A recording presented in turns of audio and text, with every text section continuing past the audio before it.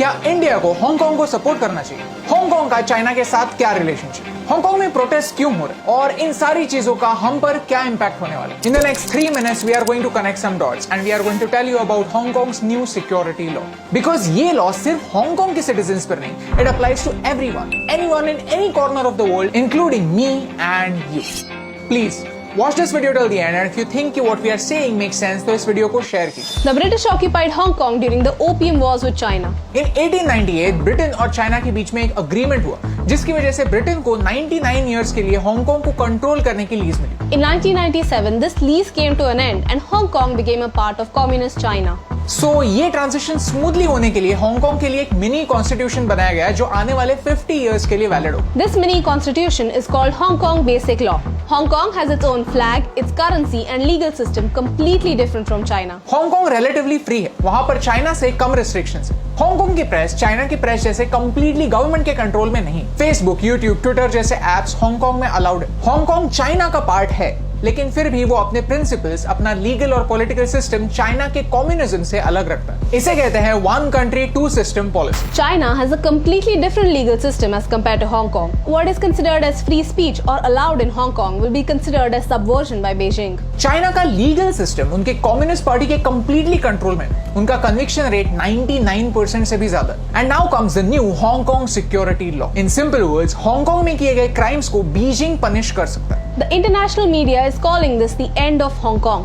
If you want to know more about this law in detail, you can watch this video. We want to focus on इस law से हम Indians को क्या फर्क पड़ता है। ये लॉ सिर्फ परमानेंट रेसिडेंट्स ऑफ हांगकांग पर अप्लाई नहीं होता। ये लॉ आप पर और मुझ पर भी एक्शन ले सकता है। डोंट बी स्कैर्ड, चाइना आपके घर पर आकर कोई एक्शन नहीं लेगा, लेकिन प्लीज हांगकांग मत जाइए। कनेक्टिंग फ्लाइट्स के लिए भी हांगकांग में लैंड मत कीजिए, क्योंकि आपने कभी अगर बॉयकॉट चाइना का स्लोगन यूज किया है, उसके बारे में बहुत ज्यादा वीडियोस देखे हैं या शेयर किया है या फिर टिकटॉक में उसके बारे में बात की है, तो अब लीगली चाइना आपके अगेंस्ट एक्शन ले सकता है। Okay, but how will China get to know about who are these people? ये ऐसे कौन से लोग हैं जो बॉयकॉट चाइना ज्यादा यूज कर रहे हैं, चाइना के अगेंस्ट बात कर रहे हैं? Through our data. Just try to connect some dots. कुछ लोगों ने पूछा कि चाइना हमारा डेटा कैसे मिसयूज कर सकता है, तो this is your answer. Joshua Wong के इस स्टेटमेंट को देखिए। Joshua Wong is a pro democracy student activist from Hong Kong. उन्होंने अपने ट्विटर पर ये पोस्ट शेयर की और ये पॉइंट एक्सप्लेन किया। According to China's new law, अगर आपने कभी भी हांगकांग, तिब्बत या ताइवान के ऑटोनॉमी के बारे में बात की है तो आप एक criminal.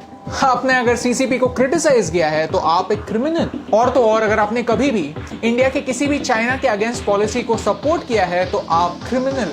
Today, there are 38,000 Indians living in Hong Kong, and we need to make sure that at least those Indians don't suffer because of this.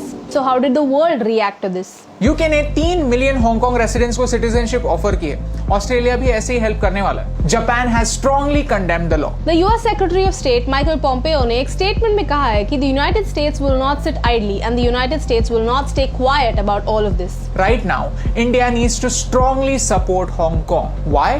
Because we need to understand कि ये अग्रेशन चाइना हर जगह दिखा रहा है। US के साथ trade war, south China सी में conflict, Ladakh conflict and now Hong Kong. तो हम क्या कर सकते हैं? अंडरस्टैंड दिस कि हम कोई वॉर नहीं चाहते, but today's war is a war of perception. China victim card play करता है, अपना प्रोपेगेंडा ट्विटर पर, यूट्यूब पर जमकर फैलाता है। चाइना नैरेटिव को कंट्रोल करने की कोशिश करता है, and right now we Indians have a very important role to play. I want to give the example of Anand Mahindra sir. जब ग्लोबल टाइम्स के एडिटर ने कहा कि अगर इंडिया चाइनीज एप्स को बैन करता है तो कोई अच्छी चीज इंडियंस को मिलेगी ही नहीं, तब आनंद महिंद्रा सर ने उनको रिप्लाई दिया, चैलेंज एक्सेप्टेड। जब वियॉन न्यूज चाइना में बैन हो गया तब उन्होंने अपना बैनर चेंज कर दिया और ये मैसेज प्राउडली डिस्प्ले किया, चैलेंज एक्सेप्टेड। JSW ग्रुप, जो चाइना से $400 मिलियन के इंपोर्ट करता है, उन्होंने ये प्लेज किया कि अगले 2 सालों में नेट इंपोर्ट्स 0 कर देंगे, चैलेंज एक्सेप्टेड। हमें भी अपने लेवल पर जो भी हो सके वो करना है, बिकॉज अगर चाइना किसी चीज से एक्चुअली डरता है तो वो है लोग, real people who can challenge their fake propaganda. So this is the time to support all those people, but not just with sentiment but with knowledge. If you like this video then share it with your friends. So when China spreads fear,